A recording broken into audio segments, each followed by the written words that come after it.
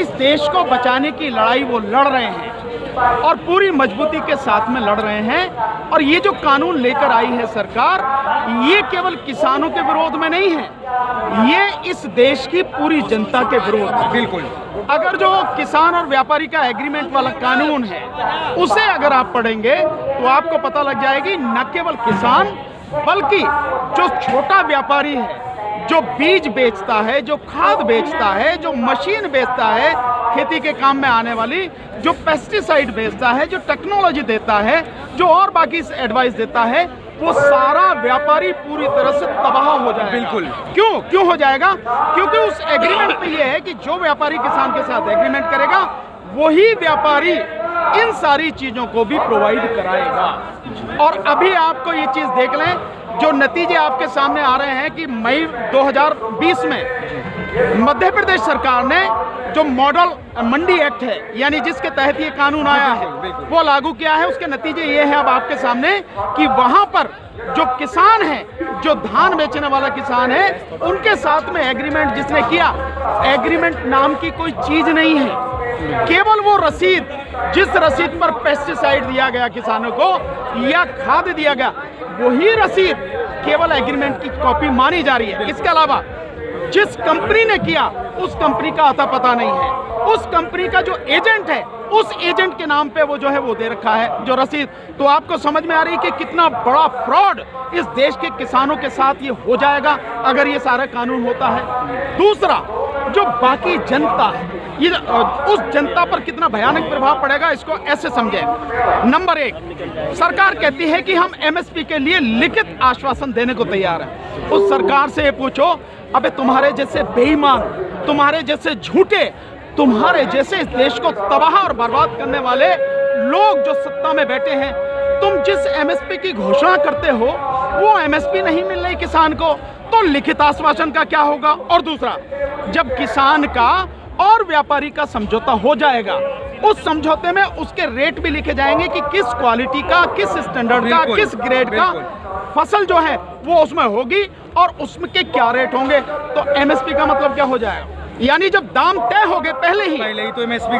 फसल पूरी होने से पहले ही दाम तय हो गए किसान के और व्यापारी के, तो इस एमएसपी का मतलब क्या है? आपको समझ में आ जाना चाहिए कि कितना बड़ा झूठ बोला जा रहा है। अगर ये कानून रहते हैं और एमएसपी को भी कानून बना दिया जाए तो आप निश्चित रूप से मान लीजिए उस एमएसपी का कोई मतलब नहीं है और सरकार इसीलिए झांसे में फांसने की कोशिश कर रही है। तो इससे क्या होगा?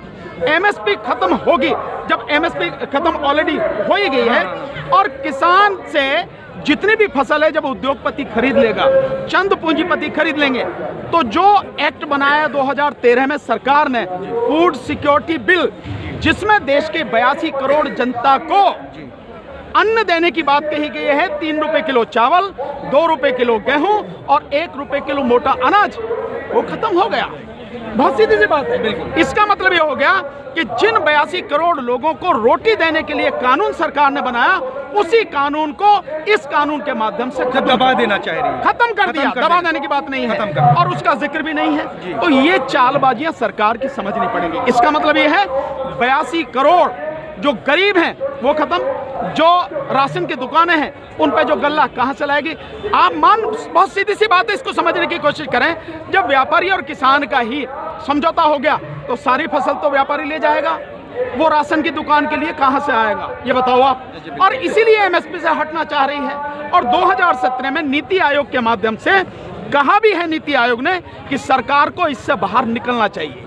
इसका मतलब यह है कि गरीब मरता है मर जाए, इस देश की जनता मरती है मर जाए, इस देश का किसान मरता है मर जाए, सरकार को कोई लेना देना नहीं है। इसलिए ये नुकसान इन सबको होगा। दूसरा, जो एक्ट है जो उसका है ट्रेड और व्यापार का, जितना भी जो व्यापारी वो वाला है, जो आड़ती जिसको कहते हैं, ठीक है, वो आड़ती पूरी तरह से तबाह हो जाएगा। तो इसका मतलब ये है कि किसान नहीं मर रहा, किसान के साथ साथ जनता मर रही है। वो व्यापारी जो छोटा काम करता है वो मर रहा है और साथ में वो व्यापारी जो आड़ती है वो भी मर रहा है। सबको आप पूरी तरह से मार रहे हैं। इसके अलावा इसेंशियल कमोडिटीज एक्ट में जो आपने संशोधन किया है, उससे सब पूरे देश की जनता तबाह हो जाएगी। कैसे होगी? आपने लिमिट हटा दी। आज तक लिमिट है कि ये जो चीजें हैं जरूरी हैं। कौन कौन सी? जिसमें गेहूं है, जिसमें जो है आपके चावल हैं, जिसमें आपके आलू है, प्याज है, दाल है, जो तिलहन है और तेल है, ये सारी की सारी ये जरूरी चीजें आदमी को चाहिए जीने के लिए, खाने के लिए। इन पे लिमिट लगाई गई थी, इससे ज्यादा व्यापारी स्टॉक नहीं कर सकता। अब वो लिमिट हटा दिया आपने, तो व्यापारी कितना ही भी स्टॉक कर सकता है। तो व्यापारी स्टॉक करेगा तो जनता के फायदे के लिए करेगा। आप जब भी देखेंगे इसमें उदाहरण रहा है, कितनी ही पिक्चरों में ये सच्चाई दिखाई गई है। और हकीकत में आपने 3-4 साल पहले जब देखा होगा, जब दाल की कीमत 200 रुपए किलो हो गई थी जी, बिल्कुल, और जब उस पर हल्ला मचा तो सरकार ने रेड मारी, महाराष्ट्र में ही 8,500 टन दाल निकली कहां से? उन गोदामों से। ये आप स्थिति, इसका मतलब व्यापारी जब स्टॉक करेगा वो अपने फायदे के लिए करेगा। फिर नकली जो वो स्थिति पैदा की जाएगी कि अनाज नहीं है, ये नहीं है, वो नहीं है, और फिर उसका हल्ला मचेगा, उसकी कीमत बढ़ेंगी। जब कीमत 4 गुना 5 गुना हो जाएंगी तब व्यापारी उस अनाज को निकालेगा। नंबर 1। नंबर 2, इसके साथ साथ वॉलमार्ट अमेरिका की कंपनी है जी, आप वो यहाँ पे व्यापार करती है, दुनिया भर में व्यापार करती है। वॉलमार्ट कंपनी का कहना है कि जो आज वो यहाँ से निर्यात कर रही है दुनिया को, 2025 में इसका 10 गुना निर्यात करेगी। कहाँ से करेगी? अगर स्टॉक ये सब सीमित रहता तो नहीं कर सकती, इसीलिए सीमा हटा दी गई कि अब वो जितना चाहे खरीद लेगी। जो बड़े पैसे वाला होता है, स्वाभाविक है कि वो बहुत मजबूत होता है, वो सारी चीजें खरीद सकता। तो जब वॉलमार्ट जैसे आएंगे, अंबानी और अडानी जैसे आएंगे, छोटा व्यापारी पूरी तरह समाप्त हो जाएगा। जैसे एक उदाहरण और समझे, अमेज़न जो आप देख रहे हैं, या ऐसी जो कंपनियां हैं जो ऑनलाइन जो व्यापार कर रही हैं, सामान सप्लाई कर रही हैं, उनकी वजह से क्या हुआ है, जो उस तरह के सामान बेचने वाली छोटी दुकानें हैं उन पे प्रभाव पड़ रहा है, वो बर्बाद हो रहे हैं। इसका मतलब ये हुआ कि जिनकी जेब में या जिनके हाथ में पैसा है और सरकार जिनके साथ में खड़ी है, इस देश में वही रहेंगे, बाकी सब गुलाम रहेंगे। यही इस देश को पूरी तरह से तबाह करके इस देश की बाकी जनता को गुलाम बनाने का षड्यंत्र है। और ये सब कुछ यूं ही नहीं हो रहा। कोई ये समझता हो कि सरकार ने ऐसे ही कर दिया, नहीं, केवल अंबानी और अडानी के लिए कर दिया, नहीं, ये उस हिंदू राष्ट्र की घोषणा जो 2025 में बीजेपी करने की बात कर रही है, बिल्कुल, ये उसी हिंदू राष्ट्र की कड़ी में एक और कड़ी है जो ये सब कुछ किया गया। तो सबको समझ में आना चाहिए कि अचानक कुछ भी नहीं है, सब कुछ बहुत सोची समझी रणनीति के तहत है।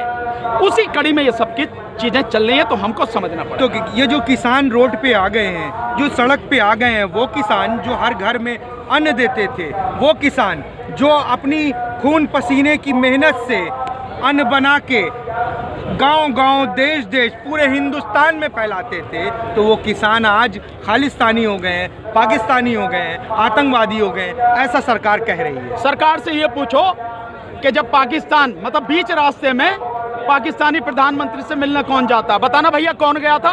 मोदी गया था ना, मोदी गया था। और जब भी ऐसे आंदोलन चलते हैं तो पाकिस्तान की बात कौन करता है? बीजेपी और मोदी यही करते हैं पाकिस्तान की बात। उनसे ये पूछो, पाकिस्तान के पास इतना पैसा है कि सब जगह लगा रहा वो जी, सबको दे रहा वो पैसा, मतलब उसकी बेचारे को अपनी रोटी खानी तो मुश्किल हो रही है, वो हमको आतंकवाद के लिए पैसा दे रहा है। बिल्कुल, एक बात। दूसरा, आतंकवादी होता कौन? आतंकवादी वो है जो धर्म के नाम पर लोगों को लड़ाता है, मरवाता है। बिल्कुल। और इस काम में बीजेपी और आरएसएस इनसे बड़ा कोई नहीं है। और अगर एक शब्द में कहूं तो मोदी और अमित शाह से बड़ा कोई नहीं है। सबके सामने है उदाहरण, सबने देखा है गुजरात में किस तरह से 2002 में हुआ, सबने देखा, ऐसा तो नहीं किसी ने नहीं देखा हो। बाबरी मस्जिद के गिरने के बाद बॉम्बे में क्या हालात हुए सबने देखे, ऐसा किसी से छुपा नहीं है। और यही नहीं, जो लोग उसको जानते थे कि किसका षड्यंत्र है, उसके बाद एक एक करके कैसे कैसे कत्ल हुए, चाहे उसमें हीरेन पांड्या गुजरात का होम मिनिस्टर रहा हो, चाहे उससे जुड़ा हुआ शहाबुद्दीन रहा हो, चाहे फिर उसकी बीबी रही हो, चाहे तुलसी प्रजापति रहा हो, और ये सब कुछ चलते चलते कहां तक पहुंचा? जज लोया की मौत तक। तो आतंकवादी कौन है समझ में आना चाहिए। जो जाति के नाम पर लड़ाता है, आतंकवादी कौन है? वो है जो लोगों को बर्बादी के रास्ते पर ढकेलता है, आतंकवादी कौन है? वो है, ये है आतंकवाद। और ये आतंकवाद बीजेपी और आरएसएस, इससे बड़ा कोई आतंकवादी नहीं। अगर एक शब्द में कहूं तो नरेंद्र मोदी दो देश के प्रधानमंत्री हैं, अमित शाह और साथ में आरएसएस चीफ और इनके पूरे संगठन, इनसे बड़ा आतंकवादी इस देश में कोई नहीं है। सर, एक बहुत बड़ा सवाल बीजेपी ने उठा रखा है और चैनल जो दिखा रहे हैं कि यहाँ पर जो मौजूद किसान भाई हैं वो किसान नहीं है, वो बुलाए गए यहाँ पास आंदोलनकारी हैं, विपक्ष के लोग हैं जो यहाँ मौजूद हैं, क्योंकि देखने से लगता है कि वो किसान नहीं है। तो क्या किसान बेटे के पास अच्छे मोबाइल, उनके पास कार नहीं होती है? वो पहले ही चाहते हैं कि बाकी पूरा देश गुलाम बने। तो जो लोग ढंग से रह सकते हैं वो उन्हें बर्दाश्त नहीं है किसी भी हालत में। क्या आपको किसान वैसा ही चाहिए जो बिल्कुल फकीर हो, भिखारी हो? अगर कोई किसान ढंग से रोटी खा रहा है, ढंग से रह रहा है, आपको वो बर्दाश्त नहीं है? दूसरी बात, आंदोलन जब भी करता है, आंदोलन की शुरुआत, आंदोलन का नेतृत्व वही लोग करते हैं जो समर्थ होते हैं, जो सक्षम होते हैं। आप मुझे कह सकते हैं कि मैं किसान नहीं हूं। आप जाके देखिए, जिला बुलंदशहर उत्तर प्रदेश में वीरखेड़ा गांव है, उसमें मेरी जो है 100 बीघा जमीन है। जाके देखो, कई बात आपको पता लग जाएगी। जो खतरा खतौनी है वही है।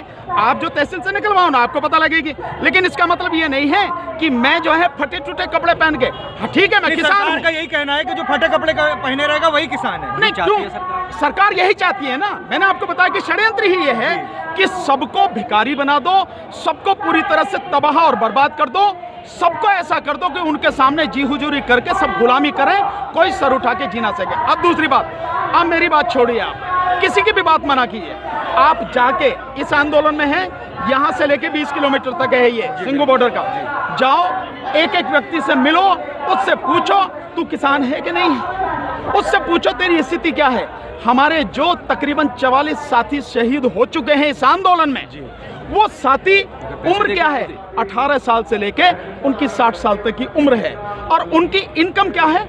वो गरीब किसान है। किसी के पास 1 एकड़ जमीन है, किसी के पास 2 एकड़ जमीन है। ये स्थिति है और वो इसी आंदोलन में शहीद हुए हैं। आप इनको क्या कहेंगे?